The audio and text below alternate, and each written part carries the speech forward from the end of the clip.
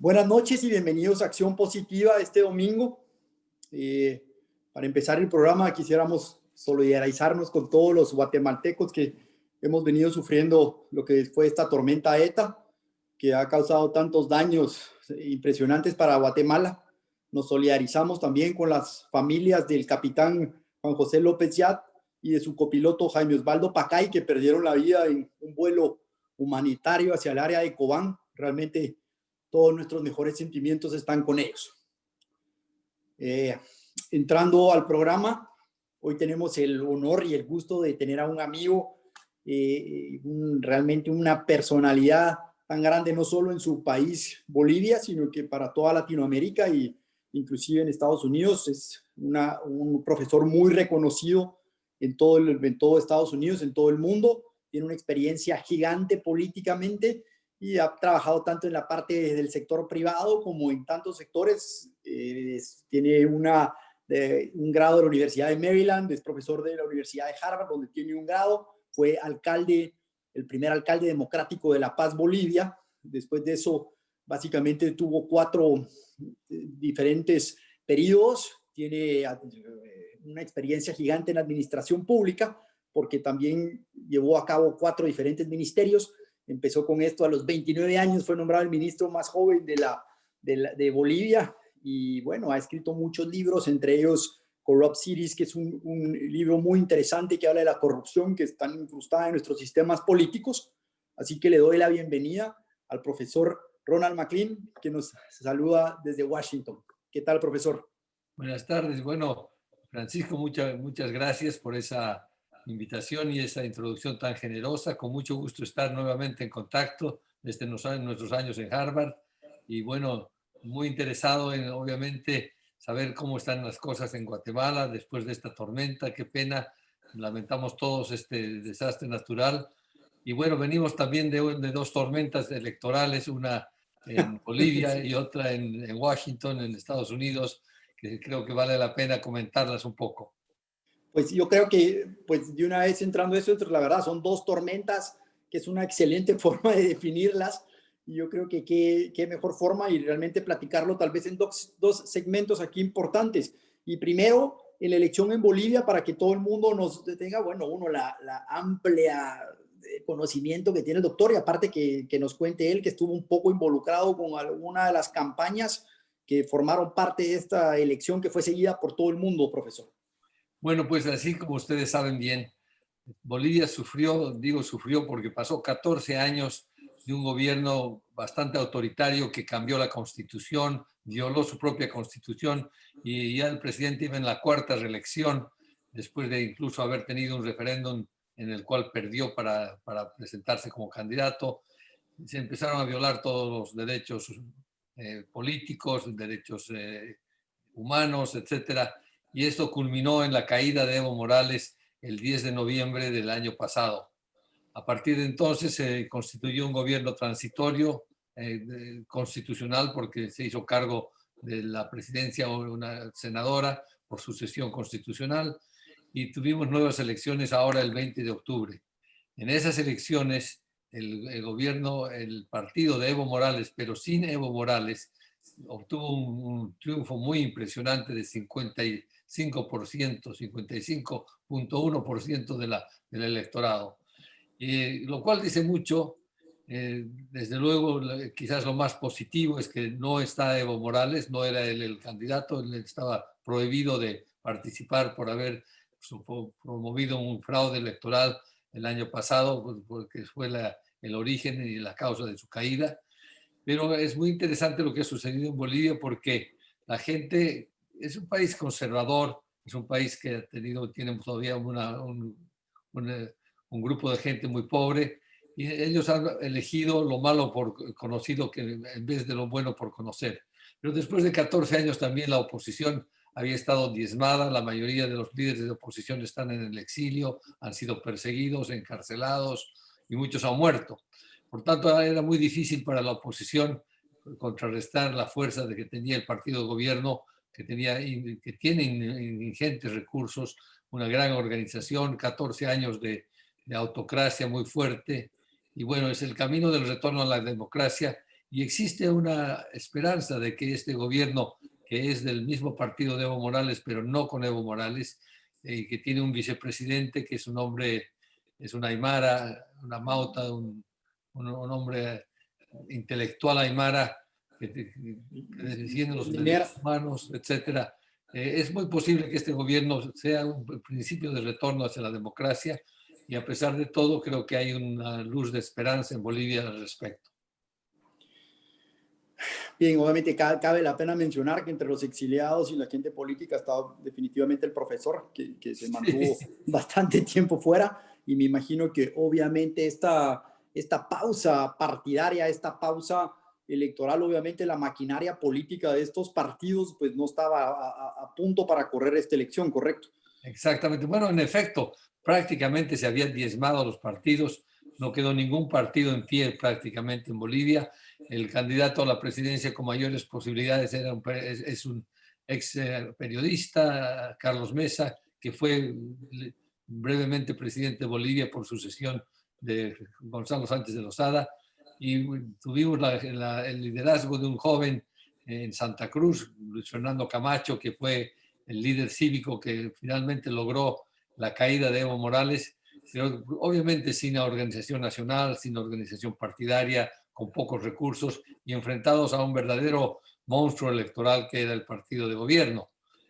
Todo esto ha hecho posible, sin embargo, que muchos de nosotros podamos regresar a Bolivia. Yo regresé después de 11 años y estuve precisamente colaborando y apoyando la candidatura de este joven líder cívico, Luis Fernando Camacho, que desde Santa Cruz logró ganar Santa Cruz, pero no logró trascender al resto del país.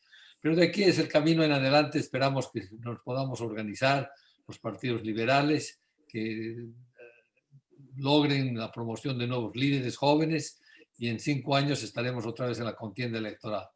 Bueno, y realmente con el 14% de Luis Fernando Camacho y obviamente con algún voto dividido con Carlos Mesa y como también lo platicábamos, que realmente no tuvo mucha fuerza fuera de la región donde él es conocido, de Santa Cruz, y entonces en 5 años miramos en él un candidato fuerte para poder volver.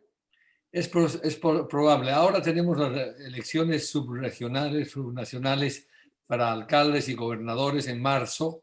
Yo creo que él se va a presentar para gobernador de Santa Cruz con muy buenas posibilidades y de ahí en adelante, claro, su carrera política se abre con tiempo para madurar, para ir creciendo y tomando experiencia.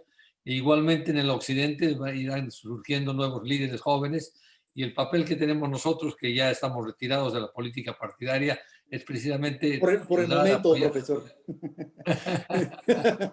pero es apoyar a la gente joven y promoverla y guiarla en lo más posible. Básicamente, obviamente un régimen de tanto tiempo del expresidente Evo Morales, obviamente tenía una presencia importante en su región del Cono Sur, donde encontró eco en varios líderes, de alguna forma. ¿Qué nos dice de la región? ¿Qué nos dice de la situación que nos viene, digamos, en los próximos 4 años? Bueno, venimos saliendo, espero yo, de un ciclo populista que arranca en Cuba, desde luego, con la inspiración cubana, pero se asienta muy fuerte en Venezuela, que lleva a este país a una verdadera crisis que ustedes la conocen bien y la viven por la cantidad de varios millones de venezolanos en el exilio, un país totalmente quebrado, el país más rico en recursos naturales, de hidrocarburos. Y bueno, vamos saliendo de aquello, pero en el caso de Bolivia, Bolivia era un eslabón clave para el socialismo del siglo XXI, que ha venido, incluso el país pobre que ha venido financiando a Podemos en España, el partido de izquierda de Iglesias, que ha venido también apoyando a Venezuela, a Cuba, a Nicaragua, aparentemente no solamente con recursos, sino también con droga, que se transportaba desde Bolivia a Venezuela y a Cuba. Entonces, lo que se ha luchado en Bolivia, la elección esta última del 20 de octubre, es una contienda continental. En Bolivia se ha luchado una batalla del socialismo del siglo XXI con todos sus recursos, sus apoyos, la intromisión, la guerra cibernética que se ha hecho. Y en Bolivia, lamentablemente, claro, los partidos que no existen, la oposición, apenas organizada, ha tenido que enfrentarse contra este mamut enorme, este Goliat, y claro, no nos ha ido muy bien.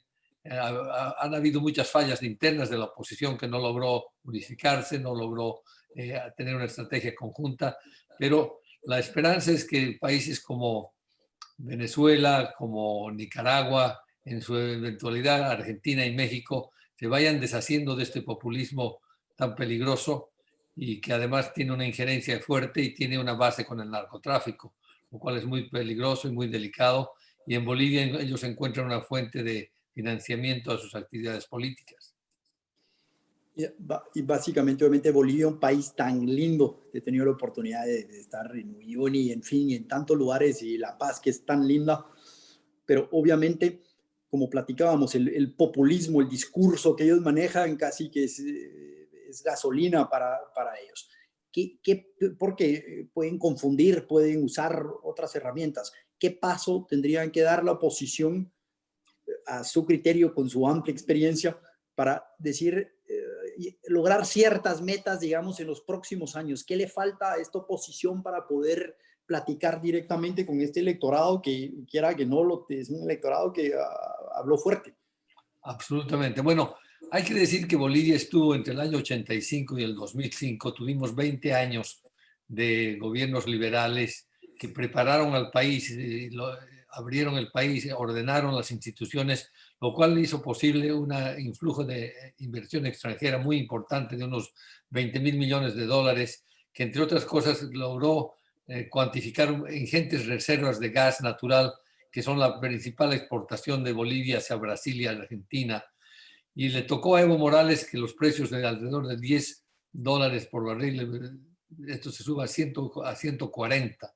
Entonces, le vino una bonanza increíble, nunca antes vista en Bolivia, y ellos tuvieron en un modelo socialista de distribución ingentes cantidades para echar plata por todo lado, en muchos casos muy mal gastada y con muchísima corrupción, pero evidentemente esto benefició a la gran mayoría de los bolivianos que disfrutaron de un dólar barato, de muchas importaciones, de mucho consumo, etcétera, etcétera. Pero a partir de 2014 los precios empezaron a decaer y el mismo gobierno empezó a gastar, redujo las reservas internacionales en 50%. De 15.000 millones de dólares de reserva que teníamos, bajamos a 6.000 más o menos. Y bueno, han venido sosteniendo un tipo de cambio artificial y siguiendo fomentando el consumo. Un modelo que es imposible de sostener en las condiciones actuales. Ya nos dejaron ellos en una situación muy precaria. Estos 9 meses o un año de gobierno transitorio no han ayudado a aquello porque era un gobierno de paso y ahora les toca bailar con la fea. O sea, les toca resolver la crisis y esa crisis les va a tomar unos 5 años. Entonces, por un lado, quizás mejor para nosotros que les toque a ellos mismos ajustar la economía, que no va a ser algo popular, y ellos tienen quizás el capital político para hacer lo que nosotros no lo hubiéramos tenido. Pero en 5 años tenemos que hacer algo muy importante, Francisco, y es algo que ustedes han hecho en Guatemala. No existe una escuela de pensamiento liberal en Bolivia. Ustedes tienen la Universidad de Marroquí, tienen formación muy importante en el pensamiento liberal y todo país necesita un partido liberal de centro derecha que compense la centro izquierda o la izquierda de los países para llevar un equilibrio entre lo que es la producción, que son los partidos liberales que fomentan la producción con un modelo de mercado, con un modelo democrático de mercado, y los partidos socialistas que tienden a distribuir lo que nosotros producimos.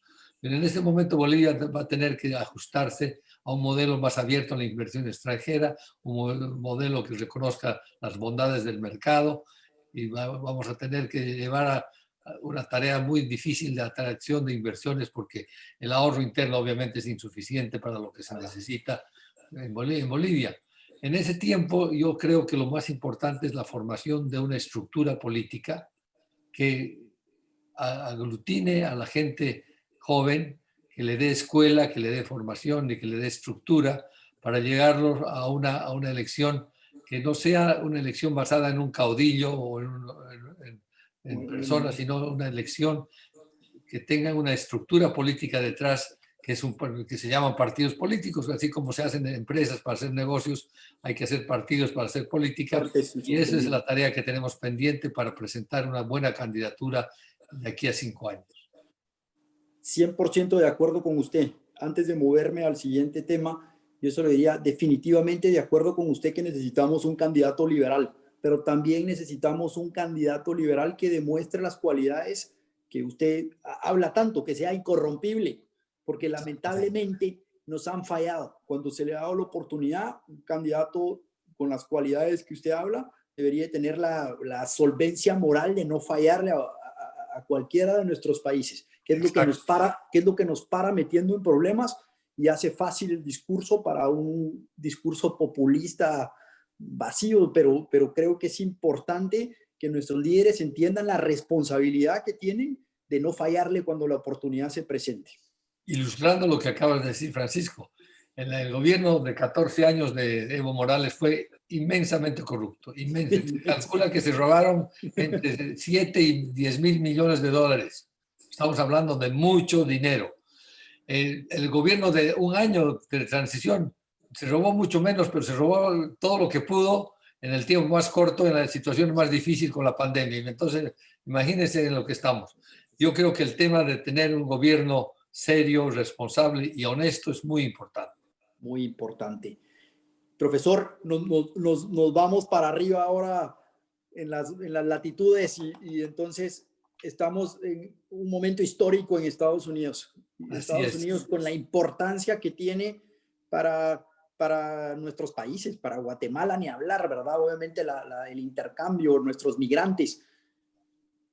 Se terminó el discurso confrontativo y una guerra con el señor presidente todavía. Cuéntanos cómo mira usted la situación. Mire, yo vivo aquí ya 17 años y yo hacía una comparación. Estados Unidos tiene un Evo Morales en Donald Trump. Es un populista, es un hombre muy tóxico, es un liderazgo muy tóxico, es un hombre que vive sacándole lo peor de la gente, o sea, apelando a sus instintos más bajos, a sus instintos más primitivos. El tema racial en Estados Unidos es algo que está latente, a tanto de que pareciera que Estados Unidos sigue combatiendo su guerra civil de hace más de 100 años. Entonces hemos tenido un presidente, estos 4 años han sido muy tristes para Estados Unidos. En el campo internacional ha desestructurado todo el sistema de defensa que surgió después de la Segunda Guerra Mundial, se ha alejado de nuestros aliados europeos, ha alienado a Japón, etcétera, etcétera. Y por otro lado, ha tenido un tratamiento con Putin en Rusia que hace sospechar las vinculaciones reales que tiene él con el líder y el autócrata ruso. Ha promovido una guerra comercial con China, en la cual creo que Estados Unidos ha perdido más de lo que ha ganado. En fin, es un hombre que ha puesto en duda la legitimidad del sistema democrático, la limpieza, la honestidad de las elecciones en Estados Unidos, que sigue cuestionando una elección que indudablemente ha perdido. Entonces creo que venimos ahora con la posibilidad de una primavera democrática en Estados Unidos, un gobierno de un hombre honesto, correcto, una sucesión al presidente Obama, que yo creo que va a ser muy, muy saludable para este país, y un llamado a evitar la polarización, de reunirnos en el centro, de conciliar. Y creo que los discursos que hemos escuchado tanto de la vicepresidenta como del nuevo presidente Biden nos llevan a pensar que va a haber una Pax Americana aquí en Estados Unidos, y creo que necesita el país algo así. Creo que es una gran cosa que haya ganado el Partido Demócrata. La gente decente del Partido Republicano fue marginada y fue vilipendiada y abusada por Trump, pero no cabe duda que es un hombre que sorpresivamente, a pesar de todos sus defectos y de todas sus fallas de carácter, ha jalado una votación impresionante. Ha estado muy cerca de poder repetir su mandato, lo cual hubiera sido trágico para este país. Y tiene un voto disciplinado en ciertos estados, en ciertos sectores de la población que realmente fueron impresionantes. Yo creo que Ok, si bien algunos encuestadores se podrían haber confundido, realmente ese voto es muy disciplinado, realmente, y es muy marcada la tendencia. O sea que Biden llega con un país dividido, de Así es, alguna forma, más dividido que nunca, realmente, por el tema racial, etcétera. exactamente. Pero después de una sequía de ya varios años, de 4 o 5 años de esto, realmente en el discurso de aceptación donde estuvo Biden hablando en Maryland hace unos días, pues realmente como que, bueno, se sintió bien, ¿verdad? O sea, realmente creo que fue la primera Muy vez que bien, estamos muy hablando de bien. unidad y de tantas cosas que en vez de confrontar y pelear, ¿no? Exacto. Yo creo que está muy bienvenida la presidencia de Biden. Trump permanente hablaba de los estados azules y los estados rojos y los nuestros y los de ellos. Y como dice Biden, hablamos del United States of America. Yo creo que es muy importante un liderazgo como el de Biden, que va a ser un liderazgo de unidad más bien que de confrontación. Por otro lado, viene y realmente uno de los temas que quedan un poco y que nos influyen a nosotros es en materia económica. Es decir, y Guatemala de repente a veces se pregunta, bueno, ¿qué es mejor para nosotros? O sea, es decir, bueno, ¿qué esperar de estos 4 años de un gobierno demócrata viniendo de algunas reformas que hizo Trump? Bueno, primero yo creo que en el orden internacional es interesante que Biden va a retornar al Acuerdo de París del medio ambiente. Eso es muy importante. Creo Buenísimo. que la política americana hacia Latinoamérica va a tener un giro en cuanto va a buscar una apertura más grande hacia regímenes democráticos liberales, pero no radicales. O sea, la relación, por ejemplo, que tiene México, López Obrador con Trump, es una relación entre dos autócratas. La relación que tiene el presidente del Brasil con Trump también tiene ese mismo carácter, etcétera. Es notable que el presidente americano anterior, o sea, Trump, ha tenido una gran afinidad con los autócratas del mundo, con Erdogan en Turquía, con Putin en Rusia, y igualmente, Corea del incluso con Norte. un autócrata de izquierda como López Obrador. Yo creo que la administración demócrata va a buscar más bien una apertura más liberal, más democrática.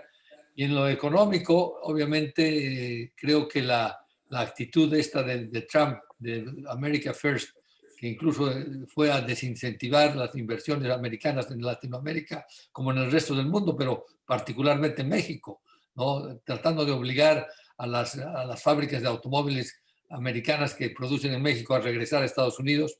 Creo que esa política se va a revertir, porque Estados Unidos ya no es una economía industrial, es una economía postindustrial. No podemos competir en Estados Unidos con Alemania en fabricar automóviles. Los alemanes están mucho mejor, pero lo que hace Estados Unidos tiene una tecnología aún mayor, aún superior.